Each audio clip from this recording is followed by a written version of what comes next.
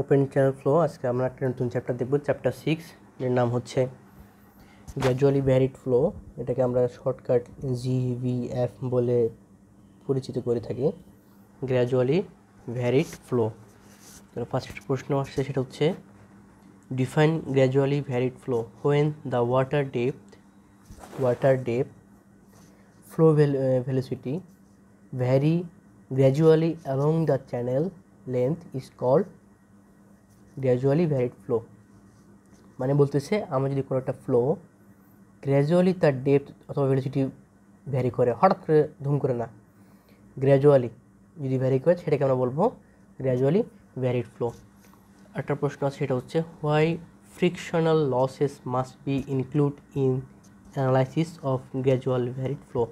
কেন আসলে gradual varied ফ্লোতে আমার ফ্রিকশনাল লসটা মাস্ট ইনক্লুড করা লাগে?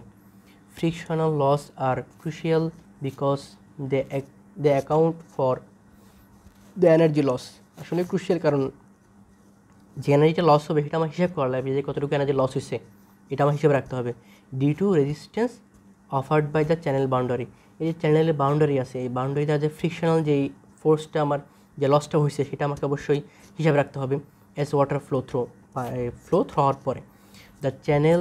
The resistance is typically কোয়ান্টিফাইড using empirical formula likes chassis formula এবং ম্যানিংস ফর্মুলা। এই ফর্মুলার দ্বারা আমরা আসলে কী করতে পারি, আমার যে এনার্জিটা লস সেটা আমরা বের করতে পারি। If gradually varied flow energy gradient SF slope of the energy line is influenced by the frictional loss। এই যে গ্র্যাজুয়াল ভ্যারিং ফ্লোতে আসলে যে স্লপটা তৈরি হয়, এনার্জি স্লপটা, এটা আসলে ডাউন হোক বা যাই হবে হোক কমে যাওয়া, এই স্লপটা তৈরি হওয়া, এটা এখানে ফ্রিকশনাল লসটা একটা ইনফ্লুয়েন্স হিসেবে কাজ করে। Which is term effect the surface profile, যেটা আমার সারফেস প্রোফাইলকে এফেক্ট করে থাকে। Ignoring this losses would lead to an inaccurate representation of the flow dynamic। তাহলে আমি যদি এটাকে ইগনোর করি তাহলে আমার যেই আমি রিপ্রেজেন্টেশনটা করব ফ্লো ডাইনামিক্সের, সেটা কিন্তু আসলে কী হবে না, অ্যাকুরেট হবে না, ইনঅ্যাকুরেট হবে, resulting in predicting water depth. এবং কী করব আমরা, যে রেজাল্ট বের করব, ডেপথ প্রেডিক্ট করব, এটা আসলে কী হবে, ভুল হবে। যে ভেলোসিটি আমরা প্রেডিক্ট করব এটা আমাদের কী হবে, ভুল হবে। Therefore including frictional loss is essential for a realistic analysis of gradually varied flow in open channel। তাহলে ওপেন চ্যানেল ফ্লোতে যদি আমি একটা রিয়েলিস্টিক অ্যানালাইসিস করতে চাই তাহলে আমাকে অবশ্যই ফ্রিকশনাল লসটা মাথায় রাখতে হবে। এরপর কোয়েশ্চনটা হচ্ছে derive the dynamic equation for gradually varied flow অথবা গভর্নিং ইকুয়েশন উইথ নেটেস্ট কেস। তাহলে আমাকে এখানে বলছে গ্র্যাজুয়ালি ভ্যারিড ফ্লো এর যেই ইকুয়েশনটা আছে সেটা আমাকে তৈরি করতে বলছে। আমি যদি একটা ফ্লো একটা স্কেচ আঁকি তাহলে এটা হচ্ছে আমার ডেটাম লাইন, চ্যানেল বটম, যেটা স্লোপ হচ্ছে S0, এবং এটা হচ্ছে এনার্জি লাইন, যেটা স্লোপ হচ্ছে SF। এই ড্যালেসটা হচ্ছে মূলত কি, এনার্জি লস। তাহলে এটা টোটাল এনার্জি লাইন, এই ডেটাম, এটা হচ্ছে চ্যানেল বটম। তাহলে ডেটাম থেকে চ্যানেল বটমের যে হাইট সেটা হচ্ছে ZV, চ্যানেলের যেই ভার্টিক্যাল ডিসপ্লেসমেন্ট বা ভার্টিক্যাল ডিস্টেন্স সেটা হচ্ছে H। এটা কিন্তু আবার D হয়ে যায়, তাই এটা D নেই, এটা D, এটা ইস। এবং এটা হচ্ছে ভেলোসিটি হেড v²/2g। এই টোটাল এনার্জি সবগুলো যোগ করলে কী হয়, H হয়। তাহলে H সমান কি, ZB H plus alpha beta b²/2g। তাহলে এতটুকু কিন্তু আমি জানি যে এটা আমার E, এটা কিন্তু আমার E, এটা স্পেসিফিক এনার্জি বলা হয়। এই ডেটাম থেকে যেটুকু পরে আছে ZB, এটা বাদ দিলে বাকিটা স্পেসিফিক এনার্জি। তাহলে H সমান হচ্ছে ZB প্লাস E। আচ্ছা, আমরা কিন্তু হিসাব করব এটা নিয়ে, জাস্ট বলে রাখলাম যে এতটুকু অংশটাকে আমরা বলতে পারি, এটা 1 নম্বর ইকুয়েশন। এখানে ZB হচ্ছে elevation of the channel bottom above a horizontal datum. Horizontal ডেটামের থেকে যে এলিভেশন আছে চ্যানেল বটমে তার একটা ডিস্টেন্স। H হচ্ছে ডেপথ অফ ফ্লো, ইউ হচ্ছে মিন ভেলোসিটি, আলফা হচ্ছে এনার্জি কোএফিসিয়েন্ট, ই হচ্ছে স্পেসিফিক এনার্জি। আচ্ছা, differentiation 1 with respect to X. এই যে ইকুয়েশনটা আছে না, এই ইকুয়েশনটাকে আমরা ডিফারেন্সিয়েশন করবো উইথ রেসপেক্ট টু এক্স। তাহলে ফার্স্টে এসকে ডিফারেন্সিয়েশন করলাম d/dx, ZB-কে করলাম d/dx, আমার যে এইচ আছে সেটাকে করলাম প্রেশার হেড, এটাকে করলাম d/ds, এবং যেই এই ভেলোসিটি হেড আছে এটাকে আমরা করলাম d/dx। তাহলে এখন আমরা এই ডি বাই ডিএস সমান কী হয়, এটা কী হয়, এটা কী হয়, এটা আলাদা আলাদা করে মানটা বের করবো। ফার্স্টে আমার ডিএইচ বাই ডিজেড, এটা হচ্ছে slope of the energy line. আমি পুরোটা কী করছিলাম, এনার্জি, এটা যদি আমি ডিফাইন করি এক্সের সাপেক্ষে তাহলে একটা স্লোপ পাওয়া যাবে। এটা হচ্ছে আমার এনার্জি লাইনের স্লোপ, যেহেতু স্লোপটা ডাউনওয়ার্ড তাই মাইনাস এসএফ দিলাম, s f. D z b by d x, আমি যখন ডিজেড বিকে ডিফারেন্সিয়েশন করব এক্স বরাবর, তাহলে আমার এটা কী হবে, চ্যানেল বটমটা পাবো। তাহলে চ্যানেল বটমটা কি ডাউনওয়ার্ড, তাই মাইনাস এস নট হবে, minus s naught for a special flow রো রেট অ্যান্ড চ্যানেল সেকশন। এখন আমি যদি এই অংশ নিয়ে কাজ করি, এই যে এই অংশ নিয়ে কাজ করব, d x d by d x u alpha square by 2g, তাহলে আমি কী করতেছি, এটাকে ডিএক্সটাকে এপাশে নিয়ে উভয় উপরে নিচে ডিএস দিয়ে দিলাম। হ্যাঁ, তাহলে ডি বাই ডিএস, এখানে ডিএস বাই ডিএক্স আসে আলফা, ইউকে আমরা করবো ভাঙবো ইউ সমান কিউ বাই এ দিয়ে, তাহলে কী আসে, ইউ স্কয়ার সমান q square by a square 2g। হ্যাঁ, এখন আমি যেটা করবো, এই আলফা কিউ স্কয়ার 2g এগুলোকে বাইরে নিয়ে আসবো এবং এ স্কয়ারকে এটার সাথে কী করবো, ডিফারেন্সিয়েশন করবো। তাহলে alpha Q square by 2g এটাকে আমরা বাহিরে আনলাম, এ ইনভার্স 2, এটা 1/a স্কয়ার ছিল, এ ইনভার্স 2 করলাম, আর ডিএস বাই ডিএক্স তো আছে, তাহলে এ ইনভার্স 2 একটু কাজ করতেছি আমরা, শুধু বাকিটা সেম থাকলো।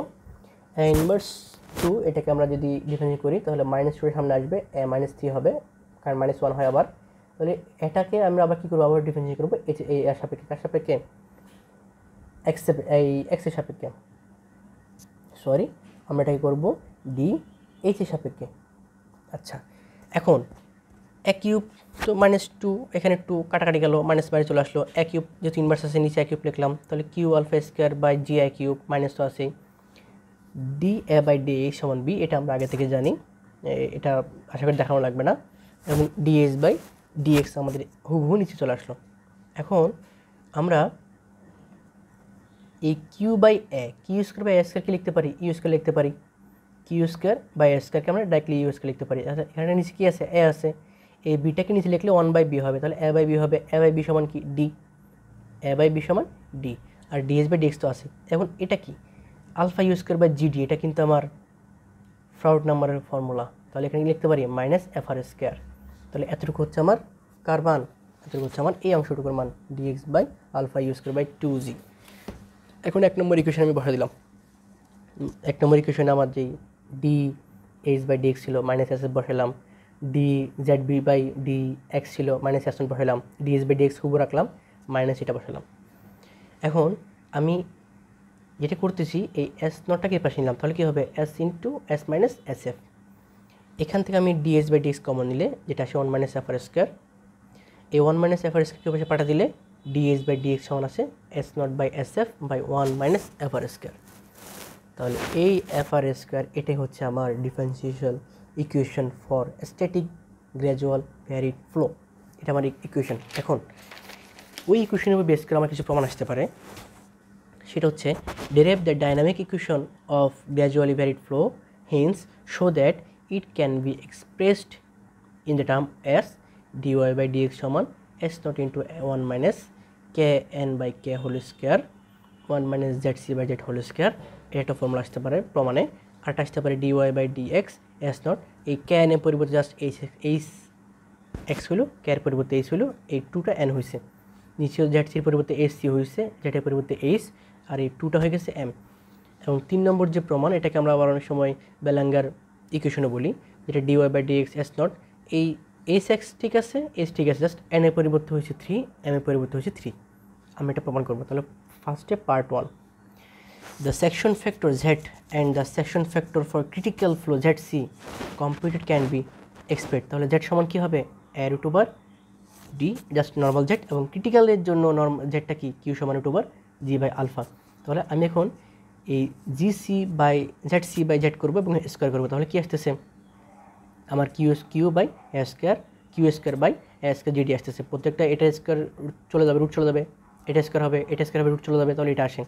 এখন এই Q square by A square সমান কি ইউ স্কোয়ার, তাহলে U square by G D by alpha, এই যেহেতু আলফা উপরে আসছে নিচে নিয়ে আসলে 1 বাই আলফা হবে, তাই জিডি বাই আলফা। এটাই কিন্তু আমার আবার ফ্রাউড নাম্বার, এটা কিন্তু আমার ক্রিটিক্যাল ফ্লোর জন্য ফ্রাউড নাম্বার, ক্রিটিক্যাল ফ্লোর জন্য Froude number U square by G D, alpha দিয়ে ভাগ হওয়ার কারণে এটা ক্রিটিক্যাল ফ্লোতে একটা চলে গেছে আর কি। তাহলে ফ্রাউট নাম্বার এফআর স্কোয়ার হলো। হ্যাঁ, ক্রিটিক্যাল ফ্লো বলবো না, এটা ক্রিটিক্যাল ফ্লো বা নর্মাল ফ্লোয়ের যে রেশিওটা, ওই রেশিওটা আলফা। এটা আমরা পড়ছিলাম যে এনার্জি কোফিশিয়েন্ট, এটা সেই আলফাটা। হ্যাঁ, তাহলে এটা মূলত কি U square by G D by alpha, এটা হচ্ছে ফ্রাউট নাম্বার। তাহলে কি আসলো, Z C square by Z square সমান ফ্রাউট নাম্বার আসলো, এটা একটা ফ্রাউট স্কোয়ার আসলো। এবার স্লোপ নিয়ে কাজ করবো। The slope of the channel bottom S not and the slope of the energy line S F can be express. তাহলে কী জানি আমি জানতাম কনভেন্স ইকুয়েশন অনুযায়ী কে সমান 1/n এ আর 2/3। তাহলে ডিসচার্জ সমান আমরা জানতাম যে 1/n এ আর 2/3 ইন্টু এস পাওয়ার হাফ। এতটুকু মান হচ্ছে কত, এতটুকুর মান হচ্ছে কে। এখান থেকে এস এর মান কি আসতেছে, এস এর মান আসে কিউ বাই কে। এটাকে যেহেতু রুট অবস্থা আছে বড় করে দিলে Q square by K square. তাহলে কি এস সমান একটা এস এন হবে Q square by K N square, এবং এস এফ হবে Q square by K F লিখলাম না, কে এফ লিখলাম না, এস এফ সমান হচ্ছে Q square by K square. আচ্ছা, এখন তাহলে যেটা করতে পারি সেটা হচ্ছে এখান থেকে আমি কি লিখতে পারি, আমি যদি S F by S N লিখি, এস নট লিখি, এস এফ বাই যদি এস নট লিখি, তাহলে এস এফ বাই যদি এস নট লিখি, আমার এস এফ হচ্ছে Q square by K square, Q square কাটা যাবে, এই কে স্কোয়ার নিচে থাকবে, কে এন স্কোয়ার উপরে উঠবে। তাহলে S F by S nought, এটা এস নট বলতে পারি, F S by S F by S nought করলে K N square by K আসে। এখন আমি যে আমার ইকুয়েশনটা জানি, এই গ্র্যাজুয়ালি ভ্যারিড ফোর যে differential equation D S by D X অথবা ডিওয়াই বাই ডিএক্স, ফর্মুলা কি S not by S F by 1 minus Froude square, তাই না? তাহলে এখানে উপর কী করলাম, এস নটটা কমন নিয়ে নিলাম, কী থাকে 1 থাকে, এস এফ যেহেতু এখানে এস নট নেই, এস নট দিয়ে ভাগ হয়ে গেল 1 মাইনাস এফ আর। এই এফ আর এর পরিবর্তে কী হবে, এফ আর এর পরিবর্তে আমরা যে ফ্রাউড নাম্বার স্কোয়ারটা পেয়েছিলাম, এফ আর স্কোয়ার সমান Z C square by Z square লিখলাম, Z C square by Z square. কী করবো, এই এস এফ বাই এস নটের পরিবর্তে দিলাম K N square by K N square by K, এবং Z C square by Z square রাখলাম, whole square করলাম। তাহলে এটা প্রথমটা প্রমাণ হয়ে গেছে, এটা আমার প্রথমটার প্রমাণ হয়ে গেছে। এখন দেখব দ্বিতীয়টা প্রমাণ। Now for the given channel section the section factor and the conveyance are function of the depth. আমাকে এখানে চ্যানেল সেকশন এবং সেকশন ফ্যাক্টর নিয়ে কাজ করব। আমি ফর্মুলা জানতাম যে জেড সি সমান S one Z C power M, এটা হচ্ছে আমার এই ফর্মুলা, কনভেনশন ফর্মুলা, সেকশন ফ্যাক্টরের ফর্মুলা। একটা নর্মালের জন্য করলাম, একটা ক্রিটিক্যালের জন্য করলাম। জাস্ট কী করলাম, এসি জায়গায় সি দিলাম, আর কিছু করলাম না। আর কে স্কোয়ার সমান 2c H N power N, এটাও আমার কি একটা সেকশন ফ্যাক্টরের ফর্মুলা। এটা জাস্ট করলাম কি নর্মালের জন্য করলাম, C N square by C two N H N N power N. এখন এই Z C square K square K N square, এদের মানগুলো আমরা আসলে এখানে বসাবো, এদের মানগুলো আসলে আমরা এখানে বসাবো। তাহলে এখানে একটা জিনিস ভুল, সেটা হচ্ছে এখানে একটা স্কোয়ার বাদ পড়ে গেছে, হ্যাঁ স্কোয়ার দেওয়া হয়েছে। তাহলে এই যে জেড সি স্কোয়ার এবং কে স্কোয়ার কে এন স্কোয়ার, এই মানগুলোকে আমরা এখন একটু আগে যে একটু ফর্মুলা প্রমাণ করলাম না, এই যে ফর্মুলা প্রমাণ করলাম, এখানে কে এন এবং কে জেড সি এবং জেড এর পরিবর্তে এই মানগুলো বসাই দিব। তাহলে কে এন এর পরিবর্তে কী বসালাম, কে এন এর পরিবর্তে বসালাম হচ্ছে কে এন বাই এইচ। আচ্ছা, কে এন বাই এইচ, আমি কে এন এর মান কত, কে এন এর মান হচ্ছে কে এন স্কোয়ারের মান যদি স্কোয়ার করে দিই, তাহলে কে এন স্কোয়ার মান হচ্ছে সি টু, তাহলে এগুলো তো সি এন সি টু হবে, C two H N power N, এবং এন এর পরিবর্তে কী হবে, এন এর পরিবর্তে হবে কে এর পরিবর্তে হবে কে স্কোয়ার হয়ে যাবে, এটা স্কোয়ার হলে কে স্কোয়ার হয়ে যাবে, এখানে কে স্কোয়ার সমান কী হবে, কে স্কোয়ার সমান সি টু এইচ এন। তাহলে কনস্ট্যান্ট কাটা গেল, তাই না? কী থাকে, H N by H whole power N, এই যে H N by H whole power N. এবার Z C square by Z square এর সাথে গুণ করে ফেললাম। তাহলে জেড স্কোয়ার মান কত, জেড সি স্কোয়ার মান হচ্ছে C one H C M, এবং জেড স্কোয়ার মান হচ্ছে C one H power M, C কাটা, কি থাকে H C by H power M. যে C by S power M, এটা একটা প্রমাণ, এটাও দ্বিতীয় প্রমাণ। তৃতীয় প্রমাণ কী বলছিলাম আমি, জাস্ট এন এর পরিবর্তে 3 হয়ে যাবে। আমরা জানি ফর হোয়াইট চ্যানেলের ক্ষেত্রে, হোয়াইট রেক্ট্যাঙ্গুলার চ্যানেলে আমার এক্সপোনেন্টের যে মান এন এবং এম এর যে মান, এই এক্সপোনেন্ট হাইড্রোলিক এক্সপোনেন্টের যে মান সেটা হচ্ছে 3 এই কিসের ক্ষেত্রে, রেক্ট্যাঙ্গুলার চ্যানেলের ক্ষেত্রে। তাহলে আমি জাস্ট এই এন এবং এম এর পরিবর্তে এখানে 3/3 দিয়ে দিলাম, এটাই আমার প্রমাণ, তৃতীয় প্রমাণটা। এটাকে আবার ভ্যালেঞ্জার ইকুয়েশনও বলা হয়। আমরা কিছু দেখবো, জাস্ট ডেফিনিশন, কোয়ালিফিকেশন অথবা কন্ডিশন অথবা criterion for gradually varied flow. Gradually varied flow হওয়ার শর্তটা কি? The flow is steady. Gradually varied flow হওয়ার প্রথম শর্ত হচ্ছে ফ্লোটাকে স্টেডি হওয়া লাগবে।